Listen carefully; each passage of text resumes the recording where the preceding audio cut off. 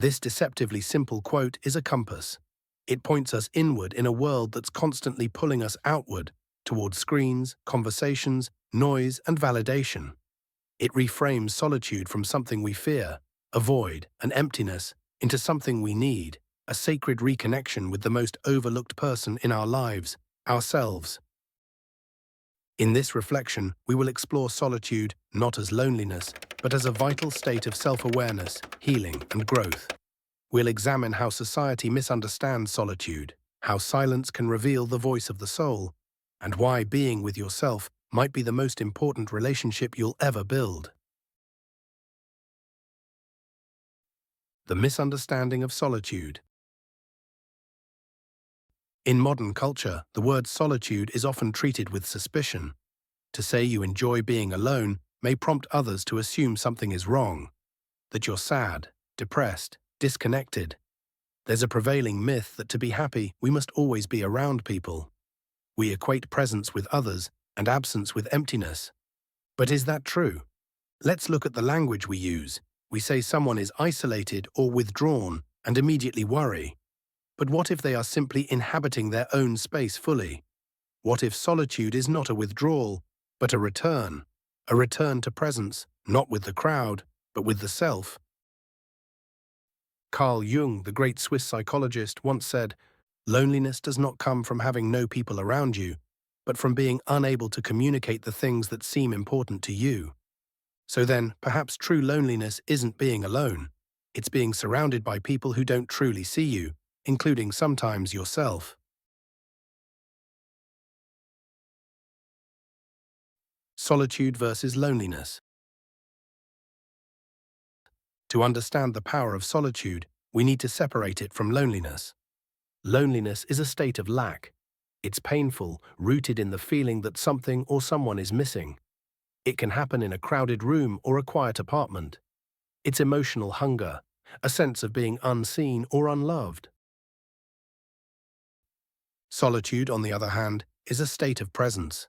It's deliberate, whole, and nourishing. It's when you are not empty, but full, not seeking outside yourself, but dwelling peacefully within. Solitude is the rich soil where self-awareness grows. It's where ideas are born, clarity emerges, and creativity flows. It's the space where the soul whispers. In solitude, there is no performance, no pressure, just presence. The relationship with self. We often speak of relationships with parents, lovers, friends, children, but rarely do we talk about our relationship with ourselves. And yet, this is the most enduring relationship you will ever have. Solitude is the arena in which this relationship is built. Without distractions, you begin to meet yourself. You learn your rhythms, your wounds, your passions, your fears. You hear the thoughts behind the noise. You come face to face with your true inner life, not the one you post, not the one you perform, but the one you live when no one is watching. Knowing yourself is the beginning of all wisdom. Aristotle. But you cannot know yourself if you are never alone with yourself. Solitude is not an escape, it's an arrival, not absence but presence, of your truest, quietest self. Creativity and silence. History shows us that some of the most brilliant minds and creators depended on solitude. Virginia Woolf famously wrote about the need for a room of one's own. Beethoven took long solitary walks to compose his symphonies. Nikola Tesla, a visionary inventor, worked in near-total isolation. Carl Jung built his tower in Bollingen as a place to retreat and reflect. Creativity doesn't thrive in chaos, it needs space. Solitude allows us to enter into flow, that state where time disappears and ideas appear. In stillness, you hear the murmur of imagination. In silence, you meet the muse. The modern world is so noisy, so distracted, that we forget how much inspiration lives in quiet moments. Solitude is where daydreams are allowed to stretch their wings. Spiritual solitude. All the great spiritual traditions recognize the value of solitude.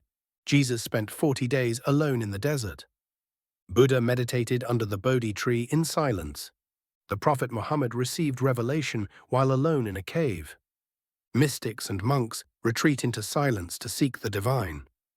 Solitude is where we shed the masks, where the ego quiets, where something deeper begins to speak. Call it the soul, the spirit, the higher self. In solitude, we often discover not isolation, but oneness, a connection not just with self, but with the universe. You do not have to be religious to feel this. Sit by a still lake, walk in the woods without your phone. Watch a sunrise alone, you will feel it. That strange, humbling fullness, the presence behind all things. Healing in solitude. We often seek healing in therapy, relationships, or external fixes. But some of the most profound healing happens in solitude.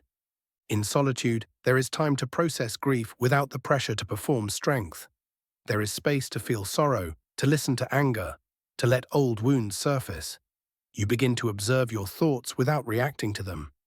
You give yourself permission to feel, truly, deeply.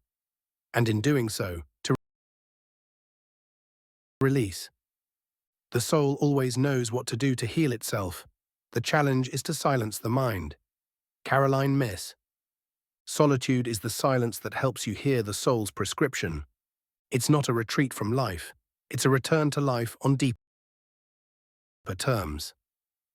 How to practice solitude in a busy world. It's easy to romanticize solitude, but how do you live it? You don't need a cabin in the woods or a week-long retreat. Solitude is a practice, not a location, a mindset, not a schedule. Here are a few ways to cultivate presence with yourself. 1. Morning silence. Start your day with 5 to 15 minutes of intentional silence. No phone, no talking. Just sit, breathe, and be. 2. Walk alone without distraction. Leave your headphones. Let your thoughts walk beside you. Notice your surroundings. Feel the rhythm of your steps. 3. Journaling. Writing is a powerful way to speak with yourself. No audience, no judgment, just your thoughts, uncensored. 4. Create something just for you. Paint, write, cook, build. Not for social media, but for your soul. Feel what it's like to express without performance. Pieta digital detox. Even short breaks from screens can reconnect you with your inner voice. Turn off the noise and feel what's there. The paradox of connection. Here's the irony. The more time you spend in solitude, the more meaningful your relationships become. Why? Because when you're present with yourself, you're not seeking someone to complete you. You're inviting someone to share your completeness. You're not clinging, not performing, not needing someone to distract you from your emptiness. Because you're not empty. You're full. You've met yourself. You've befriended your mind. You've healed your heart. And from that place of wholeness, you begin to connect differently, with authenticity, depth, and peace. Solitude teaches you to stop begging others to hold space for you, because you've learned how to hold space for yourself. Conclusion: a presence worth meeting. Solitude is not absence, it's presence with yourself. It's not about running away from the world, it's about returning to the quiet place where your truest self lives. In solitude, you meet your mind, you meet your truth, you meet your wounds, your dreams, your inner child, your forgotten passions.